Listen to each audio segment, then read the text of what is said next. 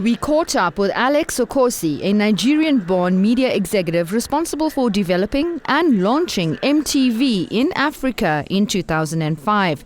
He was a key speaker at Discop 2015. Currently, he is responsible for managing the growth and development of the Viacom International Media Network's Africa business, a multi-channel portfolio that reaches over 100 million viewers. Here's what he had to say on the question of the outlook of traditional broadcasting. The key message I brought to Discop this year was the fact that traditional linear broadcasting is not dead. That the reality is that the space is changing. New OTT platforms are coming into the space. New content creators are coming in, new platforms are coming in. But linear TV is still very, very powerful. If you look at the projected advertising sales growth over the next 5 years, it's very healthy for linear television.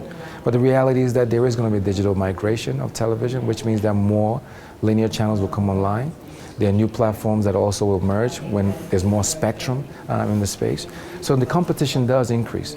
And for me, I believe for linear TV broadcasters to survive and thrive in this new world, we need to be able to think differently about what we do.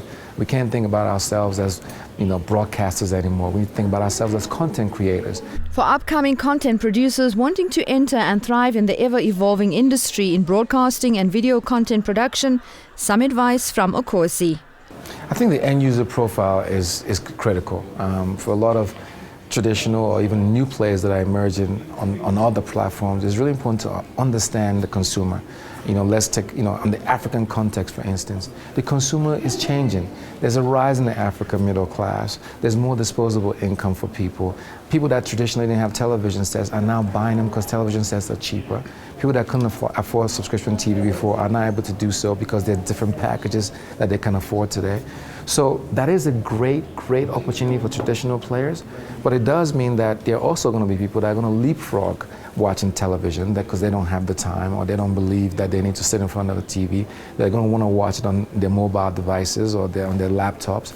And it's going to be important for content creators, which again, I think that's why we need to be different. We can't think about ourselves as broadcasters anymore. We need to think about ourselves as content creators. We need to think about how do I make sure that my content is appealing and optimized for usage by that consumer. Nashina Mohammed for Joburg Today.